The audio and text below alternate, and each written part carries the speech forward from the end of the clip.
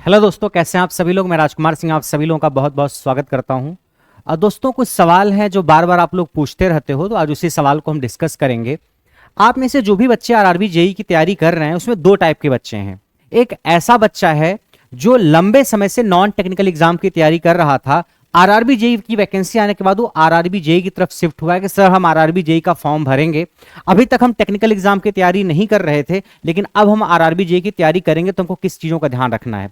तो जो इस कैटेगरी का बच्चा है वो सीबीटी 1 तो मैं मान के चल रहा हूं को क्वालिफाई कर जाएगा, क्योंकि उसकी मैथमेटिक्स बहुत अच्छी है, रीजनिंग बहुत अच्छी है, फिजिक्स केमिस्ट्री बायो भी वो ठीक ठाक पढ़ाई होगा।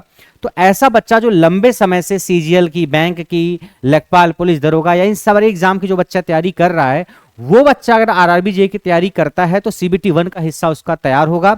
उसको साथ में अब सीबीटी 2 थोड़ा थोड़ा पढ़ना चाहिए, क्योंकि सीबीटी 2 में जो आपका टेक्निकल होगा 100 मार्क्स का, सीबीटी 2 की अगर हम बात करें, आपका 100 मार्क्स का टेक्निकल है।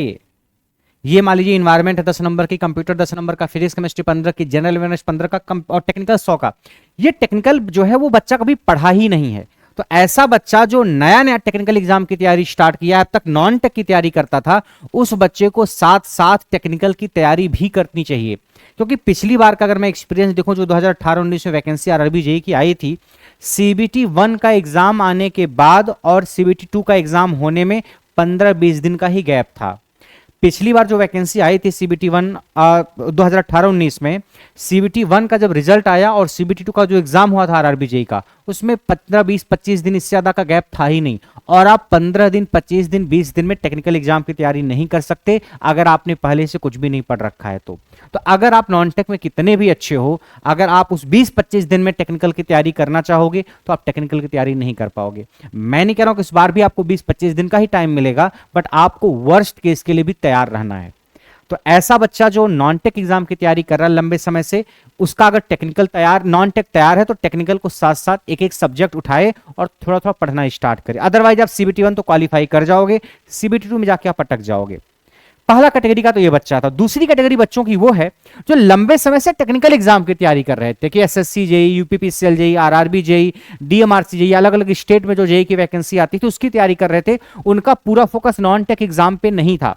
तो जो ऐसे बच्चे हैं उनकी टेक्निकल तो ठीक ठाक होगी, लेकिन ऐसे बच्चे नॉन टेक में थोड़े से वीक हो जाते हैं कई बार। अगर मैं पिछली बार का उदाहरण लूं, जब सीबीटी 1 का रिजल्ट आया तो ऐसे कई सारे बच्चे थे जो अगर सीबीटी 2 में बैठते तो 100% सीबीटी 2 को क्वालिफाई करते। सीबीटी 1 केवल क्वालिफाइंग नेचर का ही था, मगर वो सीबीटी 1 में ही अटक गए क्योंकि नॉन टेक उनकी उतनी अच्छी नहीं थी। और कुछ ऐसे बच्चे थे जो नॉन टेक में बहुत अच्छे थे, सीबीटी 1 क्वालिफाई कर गए और सीबीटी 2 में घिस विस के किसी तरीके से टेक्निकल ही पास करके आगे बढ़ गए। तो ऐसा कोई बच्चा जिसकी टेक्निकल बहुत अच्छी है, अगर नॉन टेक उसकी अच्छी नहीं है, तो वो सीबीटी 1 में ही बाहर हो गया। तो फिर सीबीटी 2 में करोगे क्या अपने टेक्निकल की नॉलेज का? तो आपको सीबीटी 1 की तैयारी को अच्छे से करना है।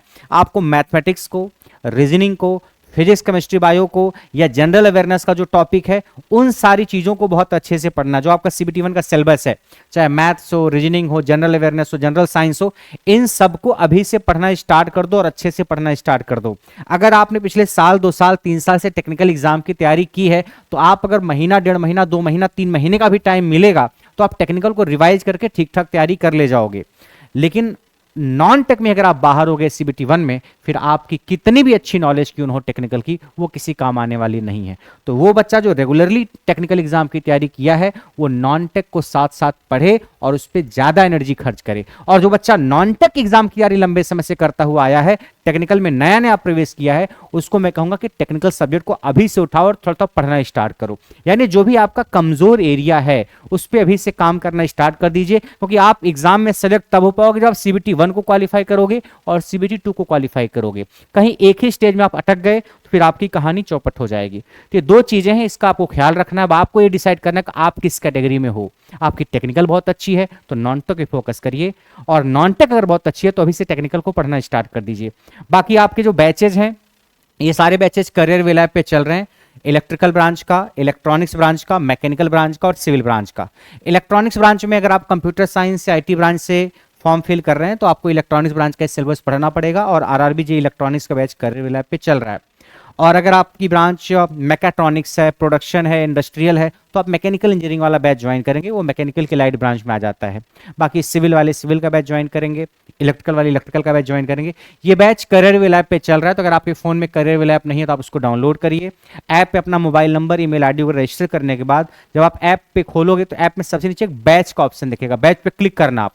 जैसे आप क्लिक करोगे तो सबसे आप नीचे जाओगे तो उसमें आपको आरआरबी जे के बैचेज दिख जाएंगे, या अगर वहां बैचेज नहीं दिख रहे हैं तो बैच पे क्लिक करने के बाद कई सारे सेक्शन ऊपर होंगे, उसमें एक सेक्शन होगा जेईई आईटीआई रेलवे एग्जाम, उस पर क्लिक करना, फिर आपको वहां बैच दिख जाएगा।